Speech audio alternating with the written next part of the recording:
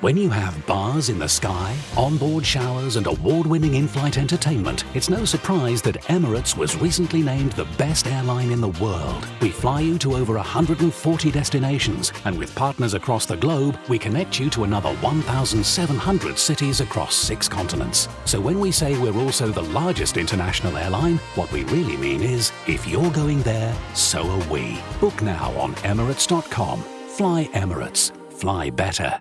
This is a message from sponsor Intuit TurboTax. Taxes was waiting to get your money back, which turned into worrying about getting your money back. Now Taxes is matching with a TurboTax expert who can do your taxes today and help you get up to a $4,000 refund advance loan fast. Get an expert on TurboTax.com.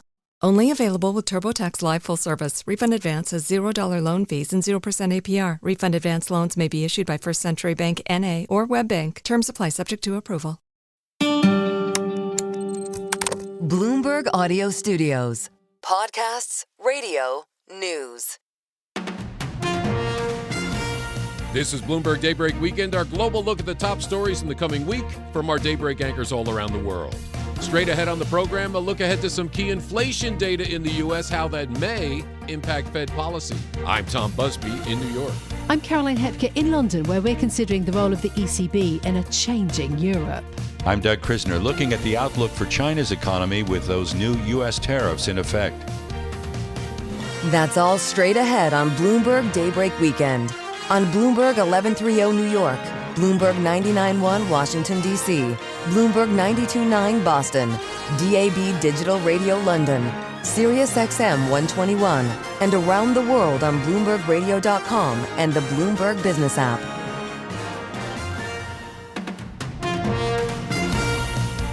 Good day to you. I'm Tom Busby, and we begin today's program with some key inflation data out this week here in the U.S.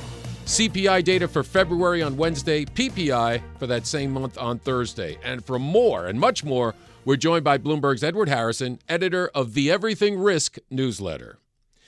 Well, Edward, inflation, the problem that won't seem to go away with all the uncertainty caused by President Trump, those on-again, off-again tariffs and policy changes. What do you expect to see in these two reports, the first inflation reports of the new Trump administration? Hey, Tom, good to talk to you. In terms of what I'm expecting, I know the market is expecting 2.9% to be the headline number year over year. It was 3% in the prior month. That's in January. These are the February numbers. And so to the degree that we get a 2 handle, on the number, the first number being 2, which is the Fed's target 2%, that's good. But, any upside surprises will leave us at 3% inflation or more. And we know that the CPI is going to be followed, as you were saying, by the PPI, where the expectation is actually 3%, 3.3%. Well, that's good news. And that's looking back.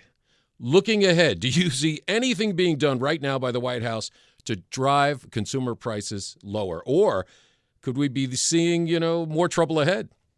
There's nothing that I see in terms of the actual policy on tariffs that is helpful for inflation. However, I would say that a lot of the what we've seen in terms of the overall policy mix is dampening growth.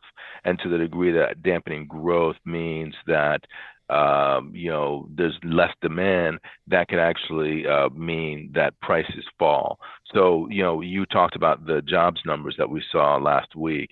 Those were pretty bad if you look at the internals of the numbers underneath in terms of what it says about the wherewithal, particularly of low-income households. And so that's going to be largely positive for inflation, although negative for the economy. Well, let's talk about what else we didn't see in those numbers. That's all those massive job cuts at the federal level. We won't see maybe till March's numbers, April, or even beyond, right? That's right, yeah. And, if you look at the jobless claims that we've seen over the last few months, they've actually been relatively good. For instance, the one that came out last week showed a decrease in the number of initial jobless claims, and it was lower than expectations. So that says that it's really at a gross level, the economy wide not having an impact yet.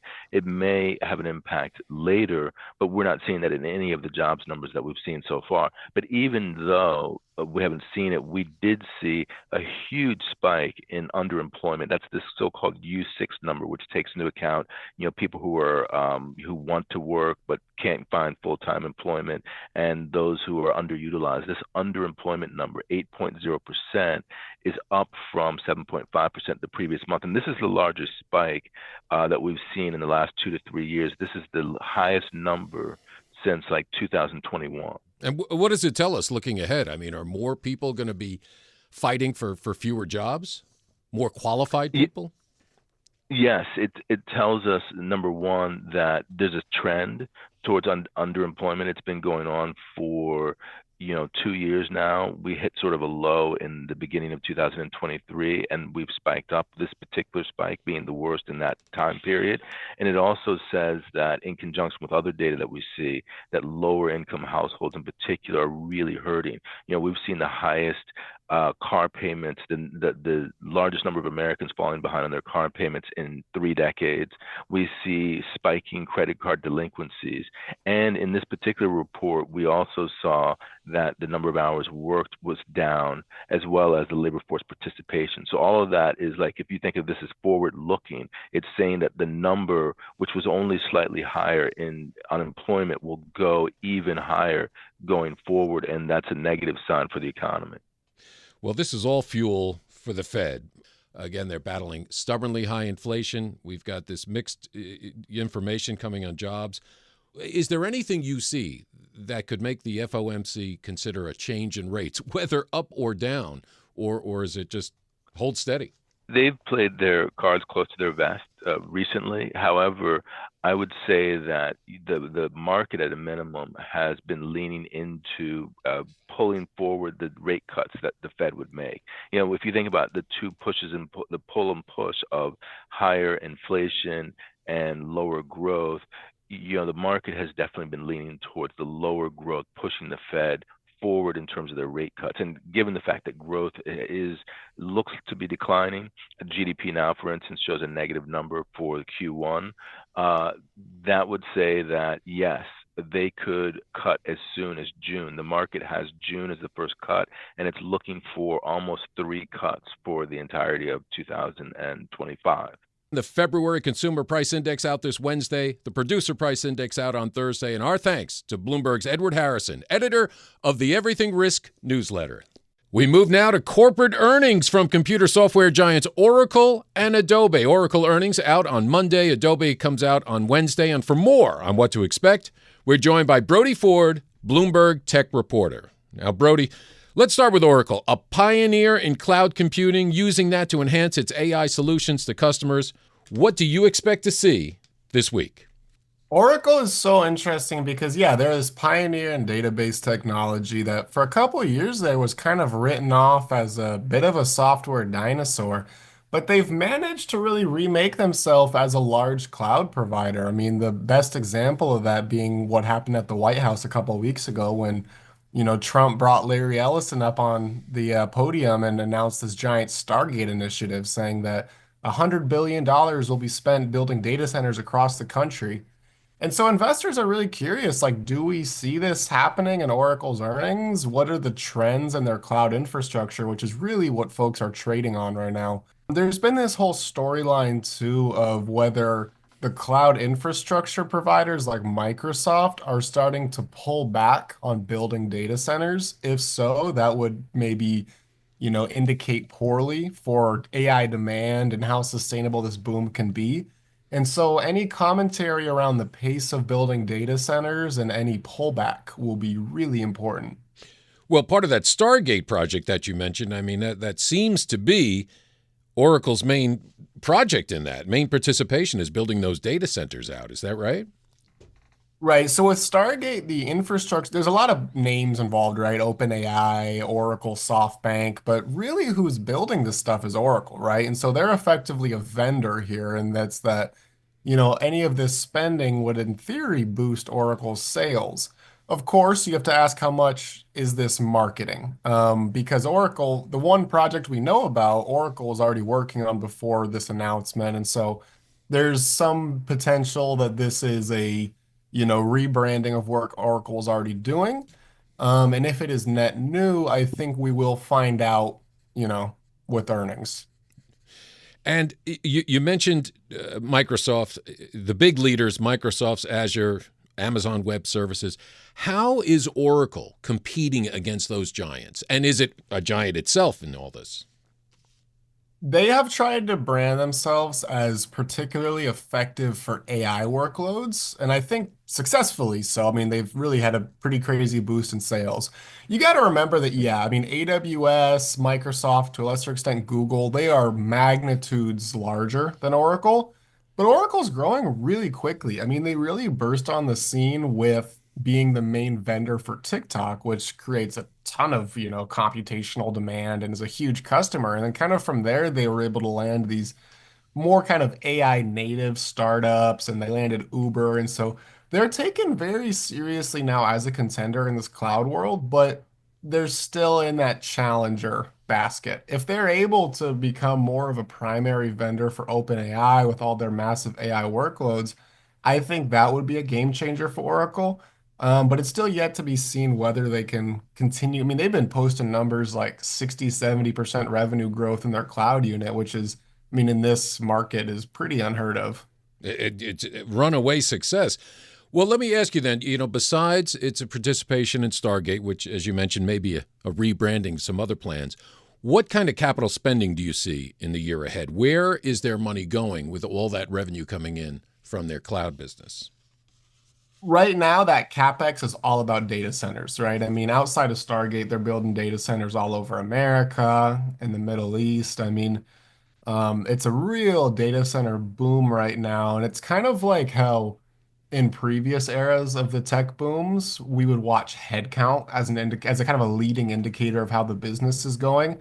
That's kind of what's happened with CapEx. It's become a number that investors track to be able to say, are they experiencing enough demand that they're going to keep building data centers? It's watched as this leading indicator. And so if that misses expectations, that might tell investors, oh man, are they seeing a little demand slowdown? So it's kind of a key number here that it wasn't, a year or two ago. Yeah, we'll look for that. Well, let's now get your expectations for Adobe, which issued a pretty weak outlook back at its last earnings in December, citing uncertainty about losing business to AI startups. So what do you expect to see in its earnings this week? The big question for Adobe is that in the age of AI, are people still going to pay for programs like Photoshop? If I can Google AI image generator and make a pretty good photo, am I going to pay my, $40 a month license? And investors can't decide the answer here. If you look at the stock, it goes up, it goes down. Adobe itself has unveiled all types of generative AI products saying that, look, professionals use our services and they're going to want to have AI within it. They're not going to abandon us for, some startup that only has a web interface. I think that argument makes sense, but it's unclear that in the age of AI, when more work can be automated, maybe you need less people. For a business like Adobe, which charges per user, it doesn't seem to bode well ultimately. Oracle Q3 earnings out on Monday after Wall Street's closing bell. Adobe Q1 earnings out after the bell on Wednesday. Our thanks to Brody Ford, Bloomberg Tech Reporter. Coming up on Bloomberg Daybreak Weekend, we'll look ahead to the role of the ECB in a changing Europe. I'm Tom Busby, and this is Bloomberg.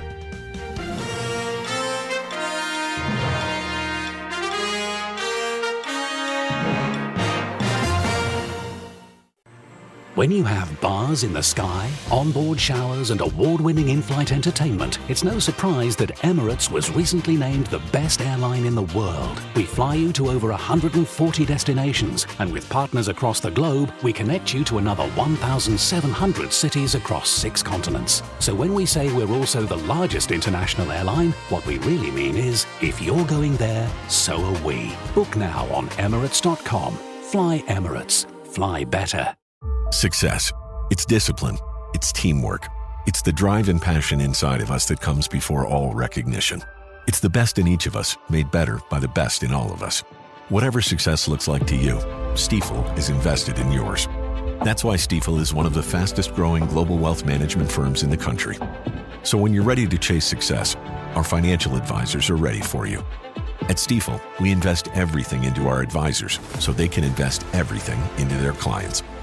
That means direct access to one of the industry's largest equity research franchises and a leading middle market investment bank. And it's why Stifel has won the J.D. Power Award for Employee Advisor Satisfaction 2 years in a row. If you're an advisor or an investor, choose Stifel, where success meets success.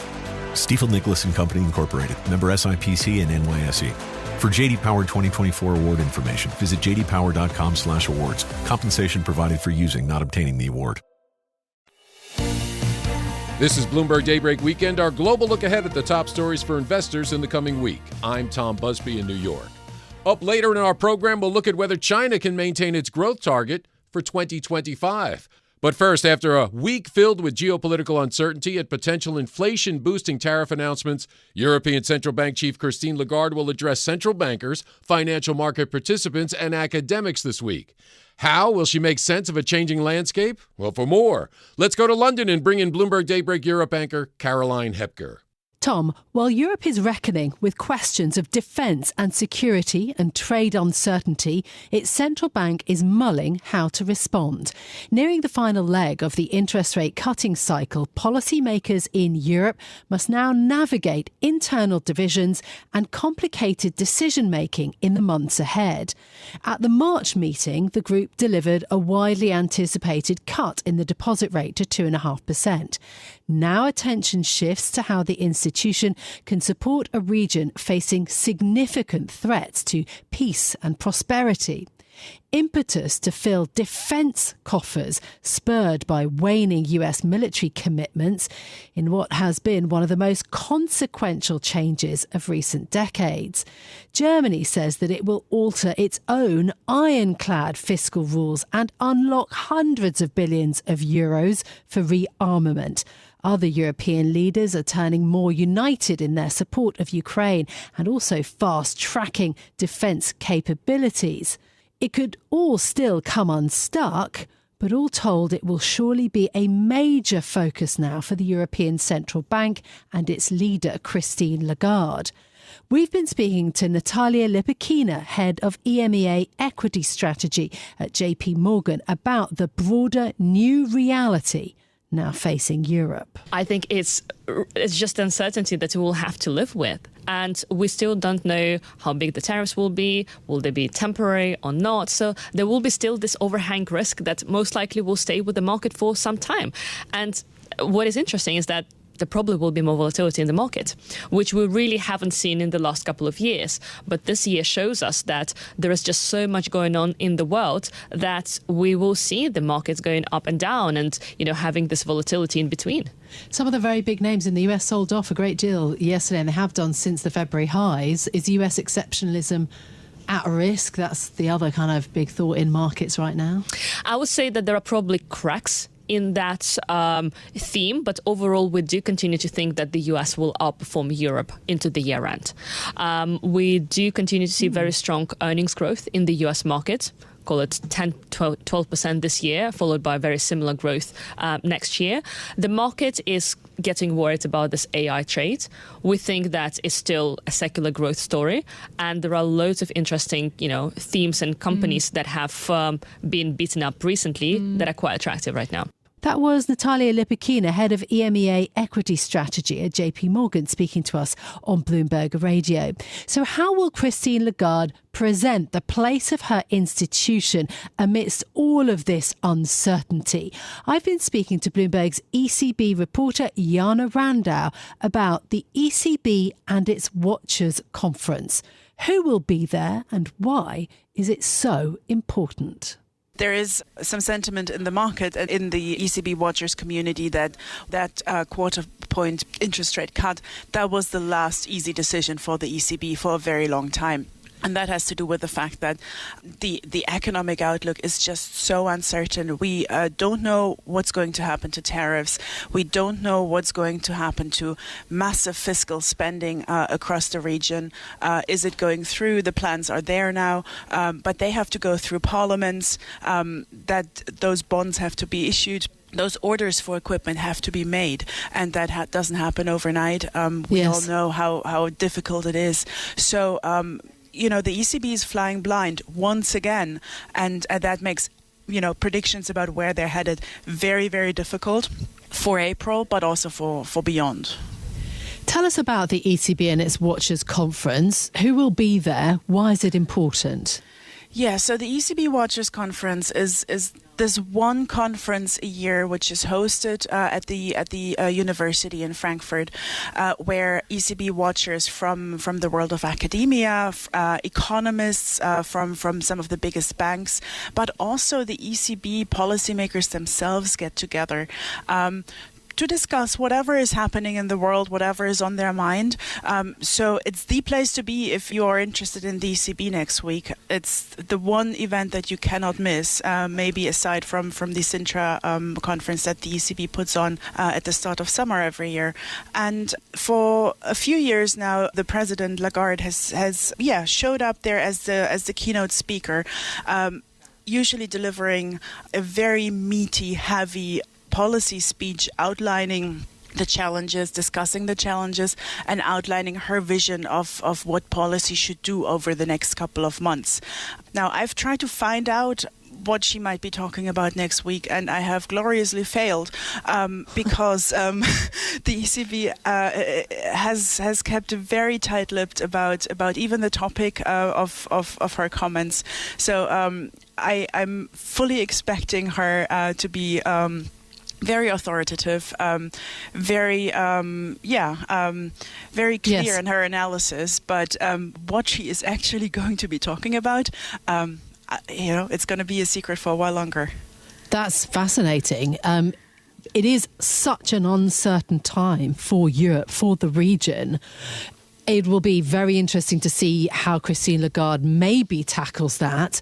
What is the role of the ECB here then? How will Lagarde and her team be thinking about this huge moment for the continent? Yeah, I mean, first of all, she has a very large number of very talented economists, and I think they will do the heavy work now, trying to understand what all these announcements and all the news we've seen over the past couple of days, and also are still going to see as we march forward, how that is going to affect the economy. She was asked at her post-decision press conference, does the ECB have a role in maybe helping to finance these massive investments that are going to come? And she was very, very clear there, saying our job is to guarantee price stability, and that is the best contribution we can make. And after that, it's for somebody else or other people to step up. And I think that tells you a little bit about their state of mind. They are going to watch the implications. They will take the decisions necessary to keep inflation stable, keep the economy in a good place, and will be very, very attentive to the data as they arrive, and to projections that hopefully, unlike the ones that came out, the recent ones, will actually tell them where the region is headed. And yet, the ECB has been so influential and often central in past crises in Europe. So one wonders what the ECB will be thinking about tariffs, the threat to peace in Europe. Will they be on Lagarde's agenda, on the agenda of the European Central Bank? For sure. And if there's one thing that can be said about President Lagarde is that she's a very political ECB president, and she has her very own opinions. She, is not shy to lash out at Donald Trump. She's made her opinions very well understood in the past on what she thinks about tariffs, what she thinks about certain types of policies, and I'm sure we can expect to hear more from her about that. But she also very well knows how sensitive the situation is and how charged the situation is, and that central banks in the current moment, and especially when you sit in Europe, are very well advised to be a force of calm and not add to the tension. So she's going to do her job as much as she can in keeping inflation stable in the Eurozone, be a voice of reason when it comes to warning against tariffs, in navigating the challenges with defense. I wouldn't expect her to add to tensions, but she will make herself heard. Talk to us then about whether there are internal divisions in the meeting of European leaders in just the last few days. The divisions have been clear when it comes to Hungary and the rest of Europe, 1 out of 27. Do you think on the Council, the ECB divisions, internal divisions might deepen or might even emerge? I think yes. I think so. I mean, there was speculation already going into the March meeting about what happens next, and April was always a bit of a question mark. It's even more of a question mark now. Are we going to see another cut? Are we maybe going to see a pause? And my impression from speaking to people after the meeting was out is that the dovish camp is worried about the economy in the current state, sees room for more interest rate cuts. The more hawkish members, they are slightly more concerned about the implications for inflation from tariffs, from fiscal policy, and that they might want to just pause and take stock and be a bit careful. Also because interest rates are now broadly or approaching that territory that we can describe as neutral, where it's not restricting the economy anymore, and so there are different views on what the economy needs, but overall there is this sentiment that they don't want to add to the fighting and the controversy, and this is what we saw yesterday, at the last meeting as well, that there was this sense of coming together and rallying behind the consensus. And as much as I expect, a lot of loud noises going or approaching the April meeting with very forceful opinions, I also see a lot of room for them coming together, coming to the table and making a decision that everybody can support in April, or at least a broad majority can support. Just very briefly, Jana, as ECB reporter, the ECB and its Watchers event, the annual event as you describe it, very important, on the same sort of footing as the Sintra meeting. In terms of what you're going to try to glean out of the events, what are you going to be beetling around and trying to do and write about, do you think? Just briefly. Yeah, I mean, I think it's just the way the ECB analyzes the current situation. There wasn't a whole lot yet in the post ECB press conference, just because it was so fresh, and maybe policymakers didn't have a whole lot of time to reflect on the new situation, the new reality they're in. So I expect a lot more reflection on the challenges for Europe, on what might be necessary in running the economy, and I think that will be interesting, because we can infer how they might also think about policy in the months ahead. My thanks to Bloomberg's ECB reporter Jana Randau, and we will keep you up to date with the European Central Bank and its Watchers Conference in the coming days here on Bloomberg Radio. I'm Caroline Hepker in London. You can catch us every weekday morning for Bloomberg Daybreak Europe, beginning at 6 a.m. in London. That's 1 a.m. on Wall Street. Tom. Thank you, Caroline. And coming up on Bloomberg Daybreak Weekend, we'll look at whether China can maintain its growth target in 2025. I'm Tom Busby, and this is Bloomberg.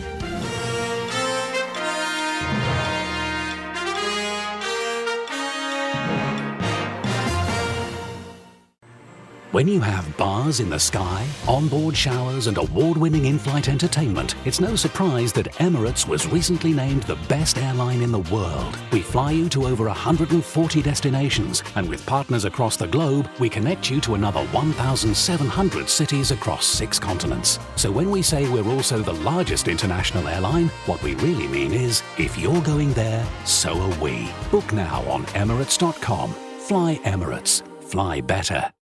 I'm alpine skier Michaela Schifrin. I've won the most World Cup ski races in history. But what does success mean to me? Success means discipline. It's teamwork. It's the drive and passion inside of us that comes before all recognition. And it's why Stifel is one of the fastest growing global wealth management firms in the country. If you're looking for success, surround yourself with the people who will get you there. At Stifel, we invest everything into our advisors so they can invest everything into their clients. That means direct access to one of the industry's largest equity research franchises and a leading middle market investment bank. And it's why Stifel has won the J.D. Power Award for Employee Advisor Satisfaction 2 years in a row. If you're an advisor or investor, choose Stifel. Where success meets success. Stifel Nicholas & Company Incorporated, member SIPC and NYSE. For J.D. Power 2024 award information, visit jdpower.com/awards. Compensation provided for using, not obtaining the award. This is Bloomberg Daybreak Weekend, our global look ahead at the top stories for investors in the coming week. I'm Tom Busby in New York. U.S. tariffs on Canada and Mexico capturing the headlines last week, but the Trump administration also slapped additional tariffs on China. For more on what those levies could mean for the world's second largest economy, let's get to the host of the Daybreak Asia podcast, Doug Krisner.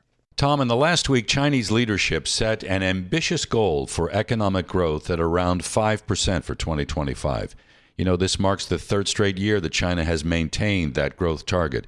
And Premier Li Qiang did say that meeting it again will be difficult. I'm joined now by Katya Dmitrieva, Bloomberg News Asia economy reporter. She joins us from our studios in Hong Kong. Katya, thank you for joining us. Can we talk about the growth target to begin with? Does it seem realistic at this point? Depends who you ask. Chinese officials definitely think they can make it. It's the exact same target they set in 2024. They've met their targets for the past 3 years. So history would suggest that once they set something, they're going to do everything they can to meet it. If you ask economists, however, we've got a Bloomberg survey, and it says that China's more likely to hit 4.5%. Now, the question is really how much the stimulus can help revive consumption. I know that's always the question, but this year in particular, because from Premier Li Qiang's speech, it's very clear that they're doing a couple things. So they're boosting how much they're going to be spending in their budget deficit, or how much they're comfortable with spending this year. What is that percentage right now?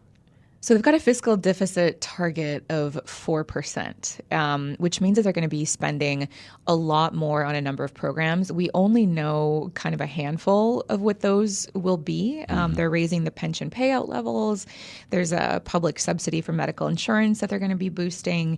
The question, though, is what else are they going to do? And if history, again, serves as a guide, we know that throughout the year, the first few months, growth is quite strong. They roll out these programs, and then about halfway through the year, they're forced to do more because the numbers aren't stacking up. Do you think that leadership in Beijing is operating under the assumption that it is inevitable that more U.S. tariffs, or at least higher U.S. tariffs, are on the way? Absolutely. And you can see that in their reaction. So if you just look at Trump's previous statements, everything from 60% to 100% tariffs on China, which he said during the campaign trail. Now, 100%, take that with a grain of salt, but I think 60% was mentioned enough that that's what a lot of economists and analysts and people in Beijing are now pricing in. And so the reason why this NPC was particularly important is because it was the first chance that Chinese officials could react to that eventuality, or what is perceived to be that eventuality. So raising the fiscal deficit target, and also raising the fiscal deficit target and also focusing on the consumer is a sign that they're not going to be, or trying not to be, as reliant on exports, right? Because if you have these tariffs coming in from the U.S. and you have this growing protectionism really globally, then you can't rely on those tariffs, or you can't rely on trade. You can't rely on exports as much because it's just going to contribute to deflation. It's not going to get your growth to about 5%. If Chinese leadership has to do more on the stimulus side, are people talking about the risk that may be associated with that? I'm thinking about the debt levels that are maybe problematic already. Yeah, there's going to be a lot of debt issuance for sure. And of course, fiscal deficit increasing. But this is kind of, with China, is a special case in some ways. And in some ways, it's also not so. It's a special case in that they have more control over these things. So we're going to see a lot more bond issuance. There's some response in markets. They're still hungry for that debt. So we're dealing with a trade war right now. And one of the things that I thought was very interesting is Beijing reiterating this stance on opening up markets to foreign investors. Where is this foreign capital going to come from in the mind of Chinese leadership other than the U.S.?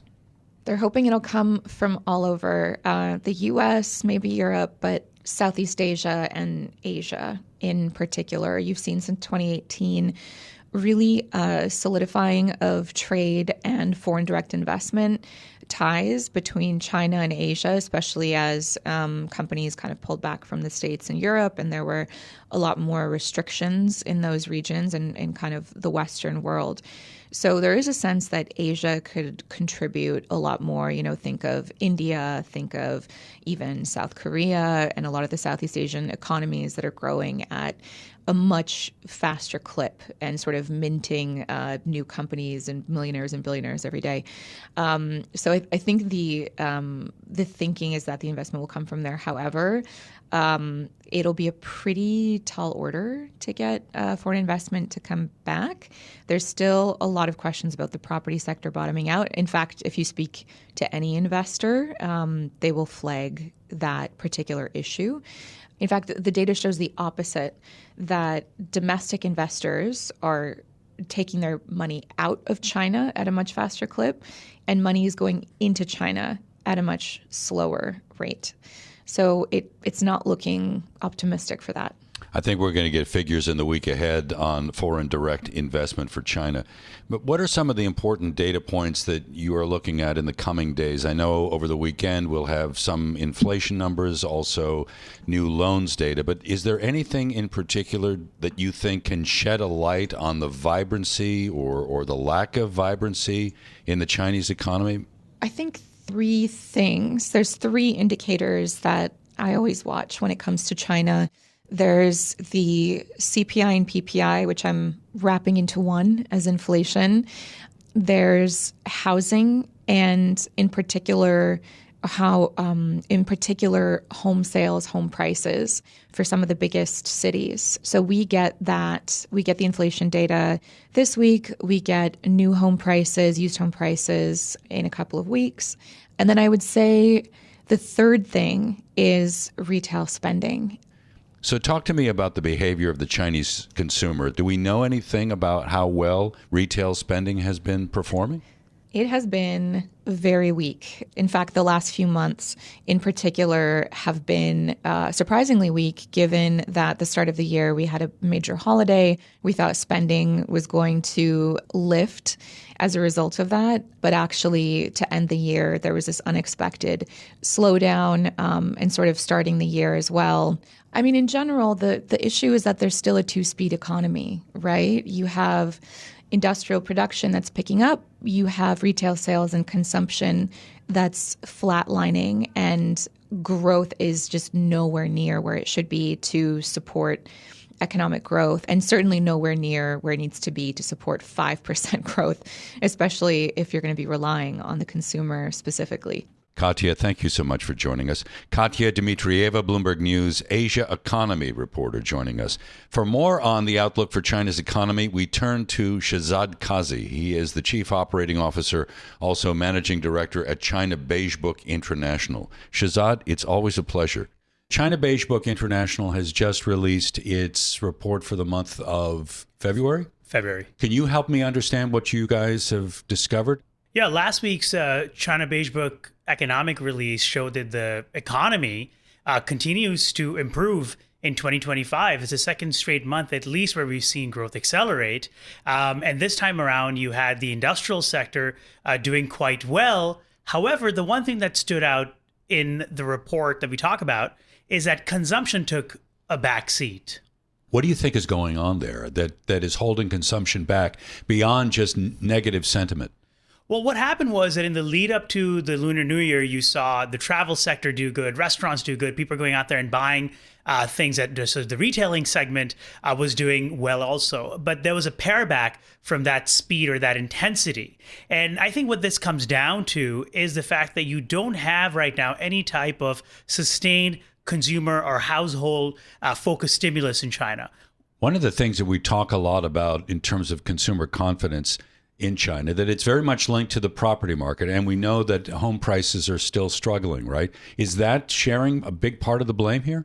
Well, the property market is actually starting to trend, especially the housing market, in the right direction. Yes, of course, you're still far below levels that, from years ago. However, that pain has eased quite significantly over the last year or so, as Beijing has tried to take its, sort of foot off the neck of the market. What do we know about the labor market, speaking of markets? The labor market is doing all right. You haven't seen, hiring go back to those pre-COVID levels in our economic surveys. And you've certainly seen periods last year where hiring slowed down, which were concerning. But all around, the picture isn't very inspiring. But again, there isn't that alarm or crisis in the labor market data. So when you look at the types of companies that you are talking to, I'm thinking there's obviously state-owned enterprises, the gargantuan companies that exist in China, and then medium, smaller sized, more entrepreneurial type organizations. Do we need to differentiate and talk about sentiments within those camps? Yeah, I think that's going to become even more important, especially if the party is now pledging that the private sector is going to get very good credit support finally, and they're going to be, provided the type of policy support, rather, I should say, that they need in order to succeed. Well, that's going to play out in the numbers. And that has not been the case. SMEs have historically really struggled to go out there and get credit and to get the kind of money that they need in order to have a successful, thriving business, in order to invest and hire. They've always come second. They've always been second fiddle to the big state-owned enterprises. How well capitalized are the banks right now? The banks are not in any kind of crisis. Yes, China is recapitalizing, and that took up a lot of headlines. But the major banks are not in any kind of crisis. Now, do you have some kind of financial crisis brewing, maybe at some local levels? Potentially. I think the property market story will be playing out there. Obviously, continued issues with local government finances. So that may be a story for the long run, but I think the big banks are doing all right for now. One of the big things that we've been talking about is the DeepSeek artificial intelligence chatbot that was released a couple of weeks ago, and how that has reinvigorated the high-tech space in China. Talk to me a little bit about the momentum, the follow-through that you're seeing as a result of that development. Yeah, look, I think we're certainly picking up some amounts of positive sentiment from that, even within the surveys early on. We'll see how that plays out over the rest of the year, especially in the e-commerce area, and of course, how some of the more high-end tech manufacturing firms are performing as we learn more about DeepSeek and as we learn about some of the other potential models, similar models. Shahzad Kazi, COO and Managing Director at China Beige Book International. I'm Doug Krisner. You can catch us weekdays for the Daybreak Asia podcast. It's available wherever you get your podcast. Tom? Thank you, Doug. And that does it for this edition of Bloomberg Daybreak Weekend. Join us again Monday morning at 5 a.m. Wall Street time for the latest on markets overseas and the news you need to start your day. I'm Tom Busby. Stay with us. Top stories and global business headlines are coming up right now.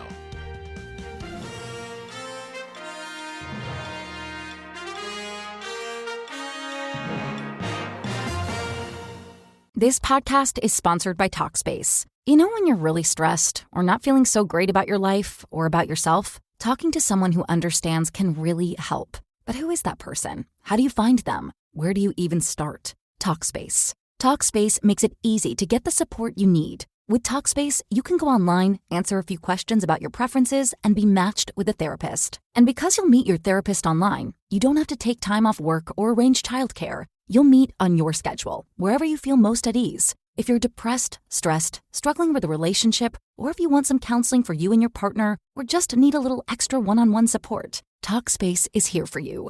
Plus, Talkspace works with most major insurers, and most insured members have a $0 copay. No insurance? No problem. Now get $80 off of your first month with promo code SPACE80 when you go to Talkspace.com. Match with a licensed therapist today at Talkspace.com. Save $80 with code SPACE80 at Talkspace.com.